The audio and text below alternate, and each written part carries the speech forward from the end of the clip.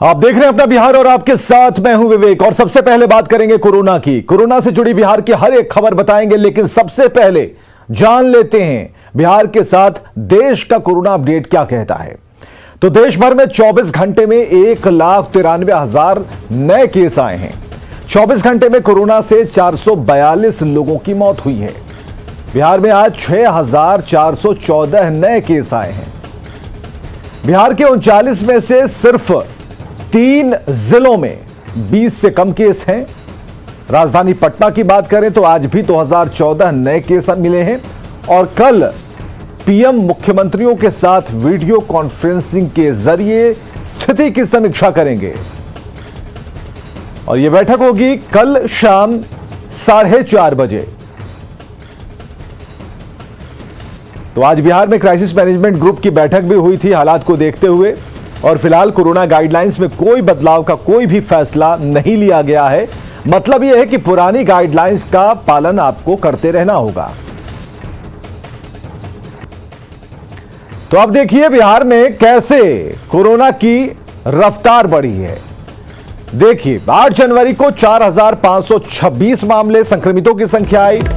9 जनवरी को यह आंकड़ा बढ़ जाता है 5,022। 10 जनवरी को यह आंकड़े में थोड़ी सी गिरावट होती है, 4,737 पर यह आंकड़ा रुकता है। लेकिन 11 जनवरी को यह आंकड़ा 9 जनवरी को भी पार कर जाता है, मतलब 5,908 संक्रमितों की संख्या आती है। 12 जनवरी 6,413 मामले। तो कोरोना का बढ़ता ग्राफ और देश भर में खासकर दिल्ली, मुंबई ऐसे बड़े शहरों में कोरोना की रफ्तार सबसे ज्यादा है, काफी तेज है। तो एहतियातन कई तरह की पाबंदियां लगाई गई हैं। लिहाजा बिहार से और बिहार के बाहर काम करने वाले लोगों के दिमाग में 2 साल पहले वाली तस्वीरें आने लगी हैं। हालांकि यह बिहार का आंकड़ा आप इस वक्त स्क्रीन पर देख पा रहे हैं, लेकिन जिन 2 राज्यों की हमने बात की है वहां पर तस्वीरें डराने वाली है। लोग एक बार फिर बिहार का रुख करने लगे हैं।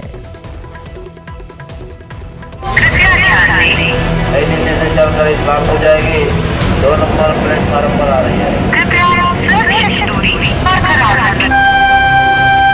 छुक छुक करती ट्रेन स्टेशन पर आ तो गई, लेकिन ट्रेनों में बैठने वाले लोगों का दिल धक धक कर रहा है।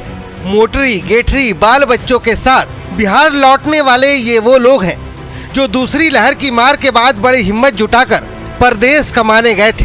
लेकिन तीसरी लहर ने एक बार फिर ऐसा बेहाल कर दिया कि पांव बरबस घर की ओर लौटने लगे। आप तस्वीरों में देख सकते हैं किस तरीके से लोग जो हैं वो ठच भरे हुए हैं और कहीं ना कहीं उन्हें वापस से लॉकडाउन लगने की जो आशंका है वो उनके मन में है और उसको लेकर के वो काफ़ी डरे हुए हैं, भयभीत हैं। इस वजह से आप देख सकते हैं जगह खाली नहीं है, नीचे बैठकर लोग आ रहे हैं, मगर आ रहे हैं वापस अपने घर की ओर लौट रहे हैं, क्योंकि जो उनकी तकलीफ़ें हैं कोरोना की वजह से उनको वो लग रहा है कि स्थिति भयावह एक बार फिर से हो, उसके पहले वो अपने घर की ओर लौटना चाहते हैं।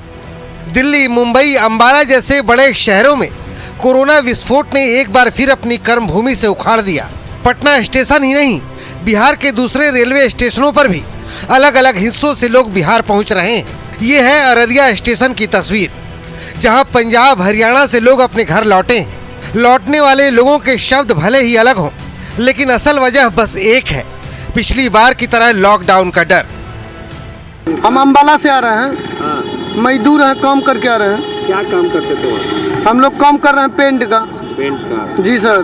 किस वजह से आए हैं? लॉकडाउन का डर से? लॉकडाउन की वजह से आए हैं सर, वहाँ से अम्बाला खेतीबाड़ी का काम कर। खेतीबाड़ी का? तो क्या लॉकडाउन का डर था इसलिए आ गए क्या? हाँ, लॉकडाउन का डर था इसीलिए आए।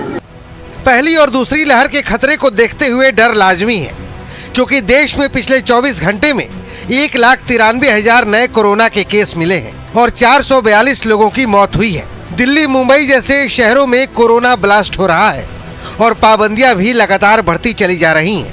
पटना से न्यूज़ 18 के लिए रितु रोहिणी और अररिया से सतीश कुमार की रिपोर्ट। तो कोरोना के बीच लोगों की लापरवाही जारी है। मकर संक्रांति को लेकर लोग अपने रिश्तेदारों के घर जा रहे हैं, लेकिन इस दौरान कोविड गाइडलाइंस का पालन नहीं किया जा रहा। मकर संक्रांति का समय है, ऐसे में जमुई स्टेशन पर किस तरह की लापरवाही है कोविड को लेकर देखा जाए तो जमुई स्टेशन है, प्लेटफॉर्म नंबर 2 है और देख सकते हैं कि यहाँ पर बहुत सारे ऐसे लोग हैं, पैसेंजर हैं जो मकर संक्रांति की तैयारी, मतलब यूँ कह सकते हैं कि कलेवा है इन लोगों का, जो चूड़ा वगैरह है और ये लोग लेकर जा रहे हैं। और जहाँ तक इन लोगों के बीच अगर लापरवाही की बात करें कोविड को लेकर तो देख सकते हैं कुछ लोग जो हैं, जो अभी रोल कैमरा हुआ तो ये लोग गमछा डाल लिए। क्यों? मास्क कहाँ आपका? मास्क तो नहीं है। मास्क नहीं है आपका? मास्क नहीं है। मास्क नहीं है तो क्या लेकर जा रहे हैं आप? चूड़ा लेकर जा रहे हैं। तो मालूम है ना कोविड हो रहा है, कोरोना फैला हुआ है। जानकारी कोरोना का फैला का जानकारी तो नहीं है। क्या ये तो मालूम नहीं कोरोना है। मालूम नहीं है। आप देख सकते हैं तस्वीर, और प्लेटफॉर्म संख्या 2 है और इन लोगों के साथ बहुत सारे बच्चे भी हैं, महिलाएं भी हैं, लेकिन कोरोना को लेकर कितना एहतियात है देख सकते हैं। कहा जा सकता है कि चूड़ा तो लेकर जा रहे हैं लोग अपने रिश्तेदारों के यहाँ, लेकिन चूड़ा के साथ कहीं वायरस लेकर भी लोग ना चले जाए। हैरानी की बात है। इन लोगों का कहना है कि मास्क कैसे लगाए लोग समझ में आ रहा है, और मास्क के बारे में जब पूछा जा रहा है तो कोई चादर और शॉल डाल ले रहा है। केसी कुंदन, न्यूज़ 18 जमुई। यूपी चुनाव में बीजेपी और जेडीयू के साथ साथ चुनाव लड़ने की बात हो रही है। गठबंधन को लेकर जेडीयू नेताओं ने बीजेपी के शीर्ष नेतृत्व से कई बार बातचीत की। सवाल है कि क्या गठबंधन होने पर नीतीश कुमार बीजेपी उम्मीदवारों के लिए प्रचार करने यूपी जाएंगे, और क्या यूपी के मुख्यमंत्री योगी आदित्यनाथ जेडीयू उम्मीदवारों के लिए वोट मांगेंगे? यूपी में मोदी और नीतीश की जोड़ी करेगी कमाल। साथ लड़े तो हो जाएगा सबका सफाया। एनडीए के खाते में आएंगी 300 से ज्यादा सीटें। ये कोई सवाल नहीं है, ऐसा दावा किया है जेडीयू के प्रधान महासचिव केसी त्यागी ने। केसी त्यागी का कहना है कि पीएम नरेंद्र मोदी के बाद नीतीश कुमार सबसे प्रभावी नेता है, और अगर उत्तर प्रदेश में जेडीयू बीजेपी का गठबंधन हो गया और दोनों नेताओं ने साथ मिलकर एनडीए का प्रचार कर दिया तो अखिलेश यादव के मंसूबे धरे के धरे रह जाएंगे। पिछड़ों में जो बिखराव की प्रक्रिया समाजवादी पार्टी ने प्रारंभ की है, जनता दल यू और नीतीश कुमार जी मोदी जी के बाद सबसे सक्षम नेता हैं जो उस कमी को पूरा कर सकते हैं। दोनों नेता उत्तर प्रदेश में घूमेंगे, हम 300 से अधिक सीटें प्राप्त करेंगे। सवाल है कि गठबंधन की स्थिति में खुद को सेकुलर कहने वाले जेडीयू नेता अपने उम्मीदवारों का प्रचार खांटी हिंदुत्ववादी नेता योगी आदित्यनाथ से करवाएंगे, और क्या नीतीश कुमार भी उत्तर प्रदेश में बीजेपी उम्मीदवारों के लिए वोट मांगने जाएंगे? देखिए, कहाँ किस कंस्टिट्यूंसी में कौन पार्टी के लीडर या कौन लीडर प्रचार करने जाएंगे, यह तो वहाँ उस क्षेत्र की परिस्थिति विशेष पर निर्भर करता है। तो वह तो तय उस वक्त होगा कि किस क्षेत्र में कौन लोग जा रहे हैं, किनकी कहाँ आवश्यकता है। कई बार किसी के लिए वहाँ के लोग ही कहते हैं कि उनको बुलाइए, उनको नहीं बुलाइए, तो उस तरह से चीज़ें चलती है आपस के एडजस्टमेंट के आधार पे। मुझे लगता है कि ये राष्ट्रीय स्तर पे और प्रदेश स्तर पे गठबंधन जो होता है तो शीर्ष नेतृत्व का ये विषय आता है, और शीर्ष नेतृत्व उस पर विचार करेंगे कि किससे गठबंधन होना है, किससे नहीं होना है। तो मुझे लगता है कि शीर्ष नेतृत्व के ऊपर छोड़ देना चाहिए। यूपी चुनाव का ऐलान हो चुका है। यूपी की सभी पार्टियां अपनी अपनी रणनीति बनाने में जुट चुकी हैं। समाजवादी पार्टी ने छोटे दलों का पूरा कुनबा ही तैयार कर लिया है, जबकि बीजेपी किसी हड़बड़ी में नहीं है। ऐसे में यूपी की सियासत पर नजर रखने वाले बिहार के लोगों की निगाह इस बात पर टिकी है कि यूपी में बीजेपी जेडीयू का गठबंधन होता है कि नहीं, और अगर होता है तो नीतीश कुमार बीजेपी के लिए कितने फायदेमंद साबित होते हैं। न्यूज़ 18 के लिए दिल्ली से अमितेश कुमार और पटना से आनंद अमृत राज की रिपोर्ट। 2 दिनों की कड़ी मशक्कत के बाद बेतिया के इंदरवा बाजार में अतिक्रमण की गई ईदगाह की दीवार गिरा दी गई। अतिक्रमण हटाने में पुलिस के पसीने छूट गए। फिलहाल मंगलवार को पत्थर चलाने वाले और बवाल काटने वाले 200 लोगों के खिलाफ पुलिस ने मुकदमा दर्ज कर लिया है। कल से लेकर आज तक इंदरवा बाजार में क्या हुआ, पूरी रिपोर्ट देखिए।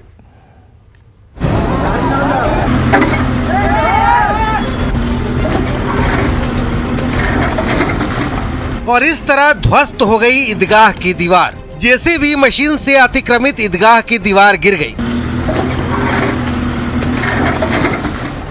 सैकड़ों लोगों की भीड़ और भारी पुलिस बल की तैनाती के बीच इनरवा बाजार से अतिक्रमण हटा दिया गया। लेकिन ईदगाह से अतिक्रमण हटाने में पुलिस के पसीने छूट गए। दरअसल मंगलवार को भी पुलिस ईदगाह से अतिक्रमण हटाने गई थी, लेकिन ईदगाह की दीवार को तोड़ने के लिए जैसे ही जेसीबी मशीन लगाई गई, हंगामा शुरू हो गया। आसपास के मुसलमानों ने पत्थरों से प्रशासन की टीम पर हमला बोल दिया। तस्वीरों में आप देख सकते हैं कि कैसे लोग अतिक्रमण हटाने गई पुलिस पर पत्थर चला रहे हैं। भीड़ के आगे लाचार पुलिस को बिना अतिक्रमण हटाए वापस लौटना पड़ गया था। लेकिन बुधवार को पुलिस ने पूरी तैयारी के साथ ईदगाह की दीवार को नेस्तनाबूद कर अतिक्रमण खाली करा दिया। ये इंडो नेपाल बॉर्डर रोड के अंतर्गत आता है, तो इन लोगों से अतिक्रमण खाली करा लिया गया है। शांतिपूर्वक ढंग से अतिक्रमण खाली हुआ। हालांकि शांतिपूर्ण नहीं, शुरुआत में सभी चीज़ें ठीक से ही रही, लेकिन शाम में कुछ शरारती तत्वों के द्वारा पत्थरबाजी की गई थी। इस संबंध में एफआईआर भी दर्ज कराया गया। मजिस्ट्रेट के वहाँ पर मौके पर उपस्थित मजिस्ट्रेट के बयान पर केस दर्ज कराया गया।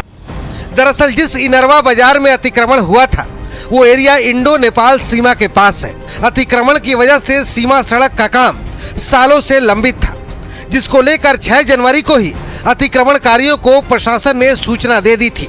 इसी क्रम में मंगलवार को इनरवा बाजार से अतिक्रमण खाली कराया जा रहा था, लेकिन लोग भड़क गए। फिलहाल पुलिस पर पत्थर चलाने वाले 200 लोगों के खिलाफ एफआईआर दर्ज कर लिया गया है।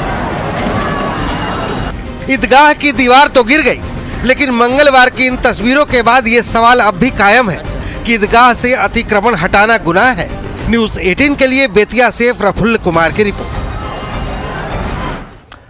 इधर कैमूर में विस्कोमान गोदाम के मैनेजर का शव मिलने से हड़कंप मच गया। मृतक का नाम सागर पांडे है, जो धनबाद के रहने वाले थे और कैमूर में किराए के मकान में रहते थे।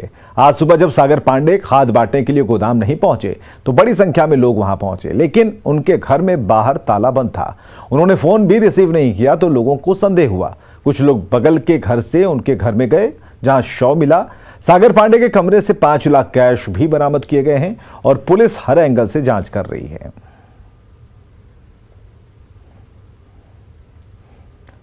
गोपालगंज में दहेज के लिए एक महिला को प्रताड़ित किया गया, घर से निकाला गया। इसका विरोध करने पर महिला के पिता पर हमला भी किया गया। घटना है बैकुंठपुर थाना क्षेत्र के मठिया गांव की। प्रमोद शाह की बेटी अनु कुमारी की शादी 2 साल पहले पप्पू शाह से हुई थी और इसके बाद से ही उन पर घर वालों से कार मांगने का दबाव डाले जाने लगा और फिर बाद में घर से बाहर निकाल दिया गया। इसकी खबर मिलने पर जब अनु के पिता वहां पहुंचे तो उनके साथ मारपीट की गई।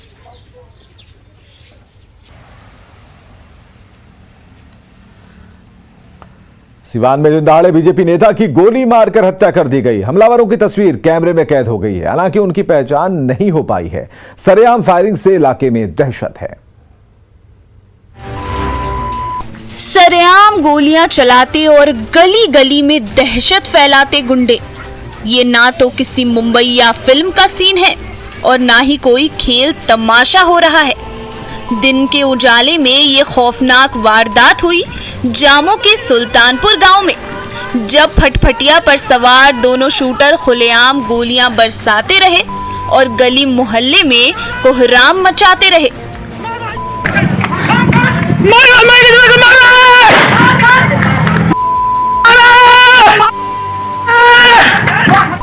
दोनों अपराधी खुलेआम पीडीएस डीलर और बीजेपी नेता जनार्दन सिंह को गोलियों से भूनकर भागने लगे। इन्हीं अपराधियों की गोली के शिकार बीजेपी नेता की हालत बिगड़ने लगी तो उन्हें सिवान सदर अस्पताल ले जाया गया। प्राथमिक उपचार के बाद वहां से पटना ले जाने के दौरान उन्होंने दम तोड़ दिया। राजधानी पटना में ठंड के साथ मूसलाधार बारिश ने लोगों की परेशानी बढ़ा दी। देर शाम हुई बारिश से बेली रोड पर भीषण जाम की स्थिति हो गई। ठंड और नाइट कर्फ्यू को देखते हुए लोग जल्द घर पहुंचने की आपाधापी में दिखे। बारिश के बीच बेली रोड का जायजा लिया हमारे सहयोगी शैलेंद्र ने।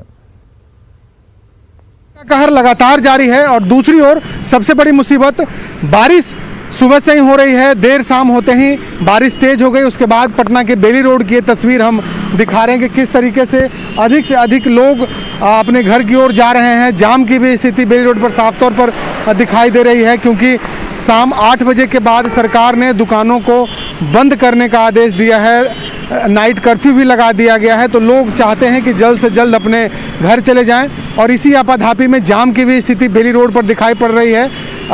काफ़ी तेज़ बारिश होने के कारण कई जगहों पर जल जमाव की भी स्थिति बेली रोड और कुछ मोहल्लों में हो गई है। तो ऐसी परिस्थिति में लोगों की मुश्किलें काफ़ी बढ़ गई हैं। दूसरी ओर सबसे बड़ी चुनौती लोगों के सामने कोरोना संक्रमण की है, क्योंकि कोरोना संक्रमण भी लगातार बढ़ता जा रहा है। तो इस कुल मिला के कहा जा सकता है कि फ़िलहाल बिहार में लोगों की चुनौतियां कई हैं। कोरोना है, ठंड का मौसम है, ऐसे में हमें सजग और सतर्क रहने की ज़रूरत है, क्योंकि जब हम सजग और सतर्क रहेंगे तभी तमाम जो चुनौतियां हैं उनसे हम दो हाथ कर सकते हैं, कोरोना से बच सकते हैं। और वाकई सरकार की तरफ से जो गाइडलाइन जारी किया गया है उस गाइडलाइन को भी हमें फॉलो करना होगा।